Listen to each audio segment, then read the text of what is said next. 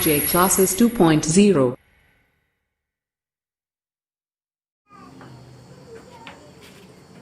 Hello दोस्तों, मैं तरन्नुम नाज आप सभी लोगों का बहुत बहुत स्वागत करती हूं हमारे यूट्यूब चैनल आरजे क्लासेस 2.0 पर। तो दोस्तों, हम आज पढ़ेंगे हिंदी में विशेषण और क्रिया। इससे अभी पहले हमने बहुत सारे वीडियो बनाए हिंदी के और स्टैटिक जीके के। अगर आप लोग हमारे इस चैनल पर नए हैं तो आप लोग हमारे चैनल को प्लीज़ सब्सक्राइब करिएगा और लाइक करिएगा, शेयर करिएगा, कमेंट करिएगा। तो आइए आज हम आज की क्लास शुरू करते हैं। पढ़ेंगे विशेषण और क्रिया। पहले विशेषण देखते हैं, फिर क्रिया। विशेषण का मतलब क्या होता है? विशेषण का मतलब विशेषता बताने वाले, मतलब जो शब्द संज्ञा और सर्वनाम की विशेषता बताते हैं उन्हें क्या कहते हैं? विशेषण। तो जो विशेषता बताते हैं उनको कहते हैं विशेषण, और जिसकी विशेषता बताई जाती है उसे कहते हैं विशेष। जैसे हमने यहाँ पर लिख दिया मोटा लड़का हंस पड़ा। तो यहाँ पर जो मोटा है ये हमारा क्या है? विशेषण है, विशेषण। और विशेषता किसकी बताई जा रही है? कि लड़का मोटा है, किसकी बताई जा रही है? लड़के की। तो यहाँ पर लड़का क्या हो जाएगा? हमारा विशेष, विशेष या संज्ञा। ठीक है। तो जो विशेषता बताते हैं शब्द उनको कहते हैं विशेषण, और जिसकी विशेषता बताई जाती है उसको कहते हैं विशेष। तो जो शब्द संज्ञा और सर्वनाम की विशेषता बताते हैं उनको क्या कहते हैं? विशेषण। तो यहाँ पर देख लेते हैं विशेषण के कुछ प्रकार। विशेषण के 4 प्रकार होते हैं। देख लेते हैं। सबसे पहले सार्वनामिक विशेषण,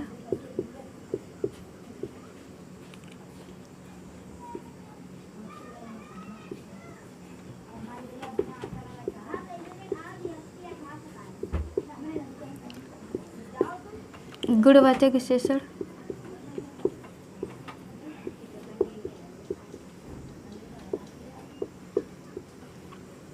संख्यावाचक विशेषण,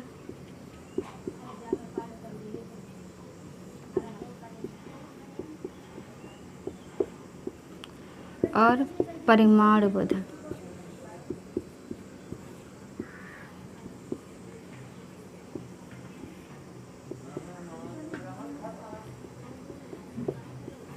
तो यहाँ पर हमने देख लिया विशेषण के कितने प्रकार होते हैं। 4 प्रकार होते हैं। सार्वनामिक विशेषण, गुणवाचक विशेषण, संख्यावाचक विशेषण और परिमाणवाचक विशेषण।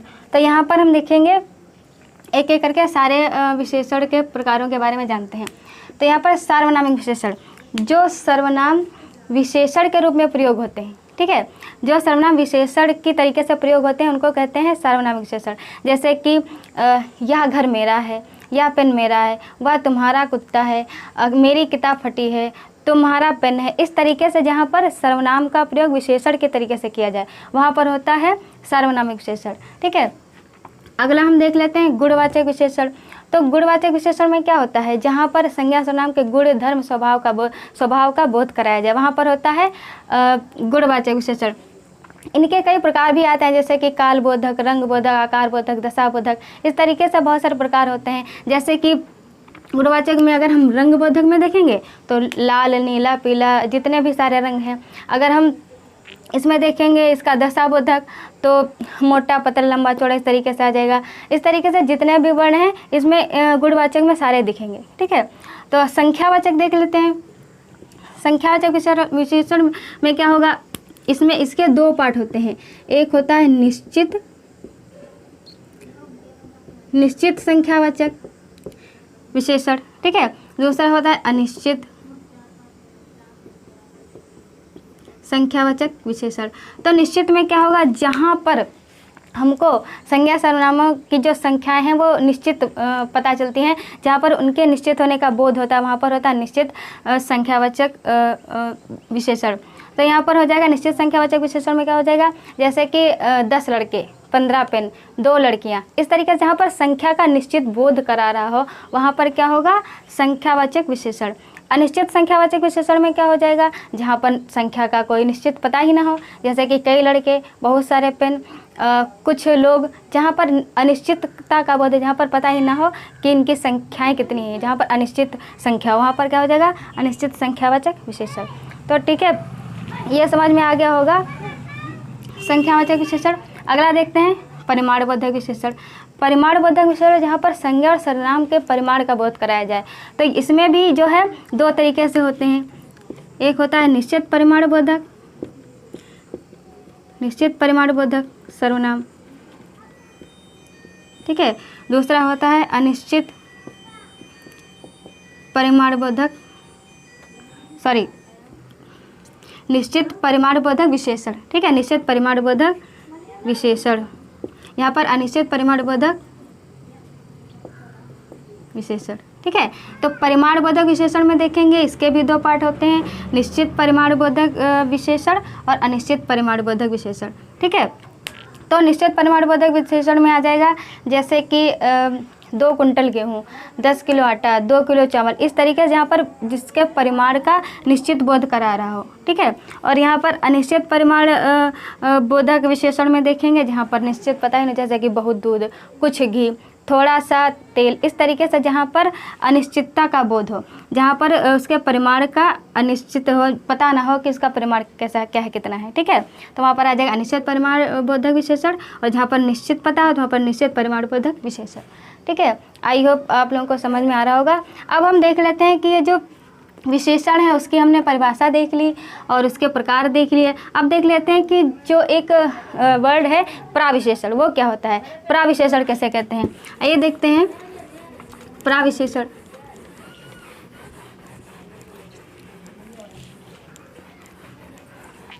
प्राविशेषण में क्या आता है, जो ऐसे शब्द जो विशेषण के भी विशेषता बताते हैं उनका क्या कहते हैं, हम प्राविशेषण कहते हैं। जैसे कि वह तेज दौड़ता है, तो यहाँ पर देखते हैं जैसे कि वह तेज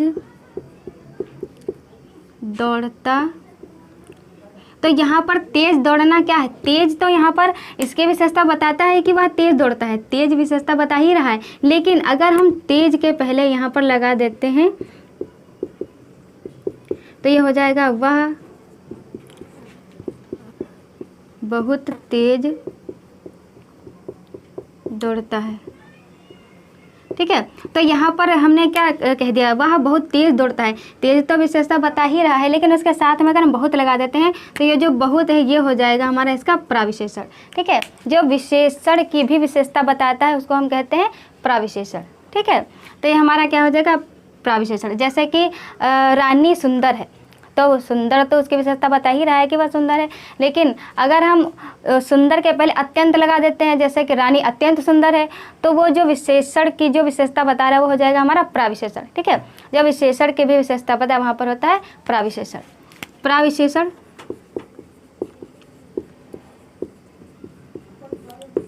जो विशेषण की भी विशेषता बताए, ठीक है, वो होता है प्राविशेषण।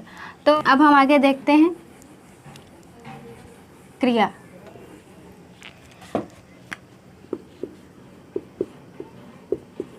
क्रिया का मतलब क्या है, क्रिया का मतलब जिस किसी शब्दों से या संज्ञा सर्वनाम के उनके करने या होने का बोध हो, ठीक है। तो वहाँ पर क्या होता है, क्रिया। क्रिया का जो मूल रूप है उसको हम कहते हैं धातु, क्रिया के मूल रूप को धातु कहते हैं। और जो मूल रूप है धातु, इसके दो भेद हैं, एक है मौलिक, दूसरा है यौगिक। और जो धातु होती हैं तो ये होती हैं हमारी, जैसे कि ये हमारी हो जाएंगी जैसे कि खाना पीना, और इस तरीके से जो मूल धातु होती है। सबसे पहले देख लेते हैं क्रिया। क्रिया मतलब जिस किसी काम से किसी के करने या होने का पता चलता है वो होता है हमारा क्रिया। जैसे उठना बैठना जागना सोना पीना खाना, इस तरीके से हो जाएगी हमारी क्या, क्रिया। लेकिन जो ये क्रिया ये मूल धातु बनी है, जैसे कि खा जा पी रह, इस तरीके से जो मूल धातु है उनसे बनती है हमारी क्रिया, ठीक है। तो क्रिया जो धातु है, धातु के दो रूप होते हैं, मौलिक या मूल, इसको बोलते हैं, ठीक है। जो मूल होती है वो धातु रहती है, और जो मूल धातु होती है वो स्वतंत्र रहती है, जैसे कि खा जा पी, इस तरीके से हैं बहुत सारी जो धातुएं। जो मूल धातु होती है, मूल या मौलिक मूल धातु होती है, वो स्वतंत्र रहती है, ठीक है। इस पर किसी का दबाव या प्रेशर नहीं होता है। और यौगिक जो होती है, जो मूल धातु में प्रत्यय लगकर बनता है उसको कहते हैं यौगिक धातु। मूल धातु में प्रत्यय लगकर बनता है या संज्ञा और विशेषण में प्रत्यय लगकर बनता है उसे कहते हैं यौगिक धातु। ठीक है, तो ये हमने देख लिया धातु के पार्ट, मौलिक मूल धातु या मौलिक धातु, यौगिक धातु। ठीक है, तो क्रिया तो सभी जानते हैं, किसी के काम के करने या होने से पता चलता है। वहाँ पर क्रिया है खाना पीना, उठना बैठना सोना जागना, जितनी भी हैं ये जितने भी एक्शन वर्ड हैं सभी क्रियाएं हैं। ठीक है, अब हम देख लेते हैं यहाँ पर क्रिया के प्रकार। तो साधारणतः मूल देखते हैं हम, क्रिया के 2 ही प्रकार देखते हैं, एक सकर्मक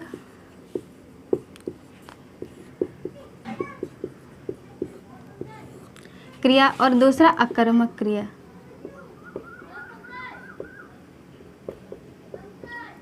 ठीक है, तो यहाँ पर हम क्रिया के मूल जो हैं 2 प्रकार वो देख लेते हैं, सकर्मक क्रिया, अकर्मक क्रिया। उसके बाद में क्रिया के कुछ अन्य भी प्रकार हैं, कुछ अन्य भी भेद हैं, वो हम बाद में देखते हैं।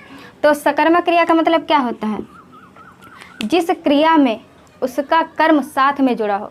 ठीक है, उसका कर्म साथ में हो या साथ होने की संभावना हो और उस क्रिया का फल कर्म पे पड़ता हो, तो वहाँ पर क्या हो जाएगा हमारा सकर्मक क्रिया। जैसे कि मोहन फल खाता है, ठीक है, राजा पानी पीता है, ठीक है, राधा कपड़े धोती है। इस तरीके से यहाँ पर कर्ता के साथ उसके कर्म का भी साथ में प्रयोग है और इसमें जो है क्रिया का फल कर्म पे पड़ रहा है। ठीक है, अकर्मक क्रिया में क्या होता है? अकर्मक क्रिया में क्रिया के साथ कर्म नहीं होता है। ठीक है, तो वहाँ पर क्या होगा? अकर्मक क्रिया, जैसे कि राधा रोती है, क्यों रोती है नहीं पता, मोहन हंसता है, क्यों हंसता है नहीं पता।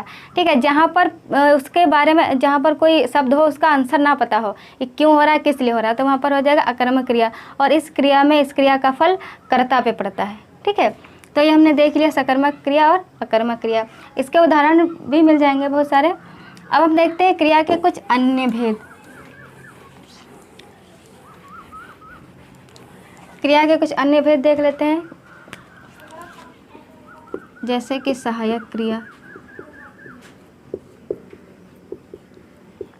हेल्पिंग वर्ब जिसको बोलते हैं, पूर्वकालिक क्रिया,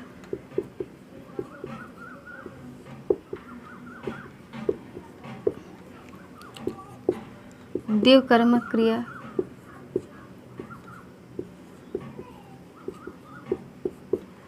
संयुक्त क्रिया,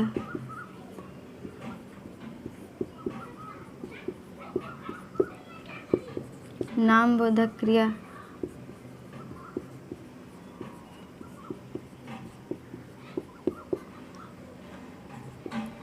क्रियार्थक क्रिया।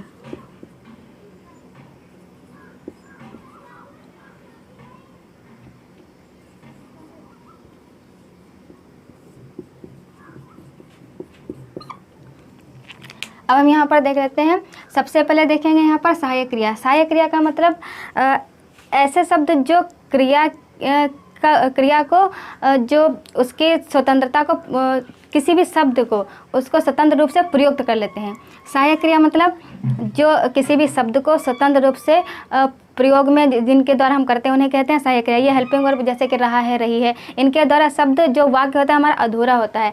ऐसे शब्द जो शब्द को स्वतंत्र करते हैं और उनका अर्थ पूर्ण देते हैं उनको बोलते हैं हम सहायक क्रिया। जैसे कि मोहन हंस रहा है, राधा खा रही है, तुम जा रहे हो, मैं पढ़ रही हूँ। इस तरीके से जहाँ पर जो ऐसे शब्द जो वाक्य को पूरा और संपूर्ण अर्थ देते हैं, ठीक है, वहाँ पर होता है सहायक क्रिया। पूर्वकालिक क्रिया का मतलब क्या है?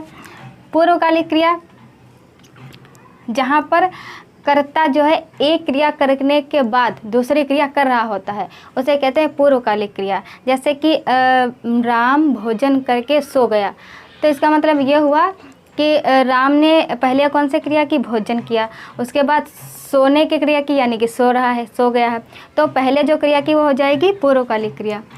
द्विकर्मक क्रिया देखते हैं, जैसे जहाँ पर जिस क्रिया में 2 कर्म एक साथ जुड़े हुए होते हैं वहाँ पर उसको हम कहते हैं द्विकर्मक क्रिया। जैसे अध्यापक ने छात्रों को हिंदी पढ़ाई, तो अध्यापक ने छात्रों को हिंदी पढ़ाई, तो यहाँ पर जो छात्रों हैं ये एक हो गया कर्म और जो हिंदी है ये एक हो गया कर्म। ठीक है, तो अध्यापक ने छात्रों को हिंदी पढ़ाई, तो जहाँ पर 2 कर्म एक साथ जुड़े हुए होते हैं वहाँ पर होता है द्विकर्मक क्रिया। जैसे महेश ने सुरेश को थप्पड़ मारा, तो महेश ने सुरेश को थप्पड़ मारा, एक सुरेश दूसरा थप्पड़, 2 कर्म हो गए यहाँ पर। ठीक है, तो अगला देख लेते हैं संयुक्त क्रिया। जहाँ पर 2 क्रियाएं एक साथ जुड़ी हुई रहती हैं वहाँ पर होता है संयुक्त क्रिया। संयुक्त क्रिया का मतलब 2 क्रियाएं, संयुक्त का मतलब मिलना, एक दूसरे के साथ जुड़ना। ठीक है, जहाँ पर 2 क्रियाएं एक दूसरे के साथ जुड़ी रहती हैं, मिलकर रहती हैं एक वाक्य में, वहाँ पर होता है संयुक्त क्रिया। जैसे कि वह खेलती कूदती रहती है। ठीक, तो खेलना कूदना दोनों अलग अलग क्रिया हैं, लेकिन यहाँ पर एक साथ जोड़ दी गई है एक वाक्य में, तो यहाँ पर हो जाएगा हमारा संयुक्त क्रिया। जैसे कि वे आते जाते रहते हैं, एक आना एक जाना, 2 अलग अलग क्रिया हैं, लेकिन यहाँ पर एक वाक्य में एक साथ प्रयोग करके एक वाक्य बनाया गया है, तो यहाँ पर हो जाएगा संयुक्त क्रिया। अगला देख लेते हैं नामबोधक क्रिया। जो क्रिया संज्ञा और विशेषण के साथ में प्रयोग की जाती है जोड़ करके, वहाँ पर होता है नामबोधक क्रिया। जैसे कि दुखी होना, खून खोलना और लाठी मारना, इस तरीके से जो वर्ड आते हैं वो नामबोधक क्रिया में आते हैं। अगला देख लेते हैं क्रियार्थक क्रिया। जो क्रिया संज्ञा की भांति प्रयोग की जाती है उसे कहते हैं क्रियार्थक क्रिया। जैसे कि टहलना स्वास्थ्य के लिए लाभदायक होता है। ठीक है, और देश के लिए मरना कीर्तिदायक होता है। तो इस तरीके से जो वर्ड आएंगे वो क्रियार्थक क्रिया में हो जाएंगे। तो यहाँ पर हमने आज देख लिया विशेषण और क्रिया। आप लोग बताइएगा हमें क्लास कैसी लगी। हमारे चैनल को सब्सक्राइब कीजिएगा, लाइक कीजिएगा, कमेंट कीजिएगा, शेयर भी कीजिएगा। और आप लोगों का बहुत बहुत शुक्रिया।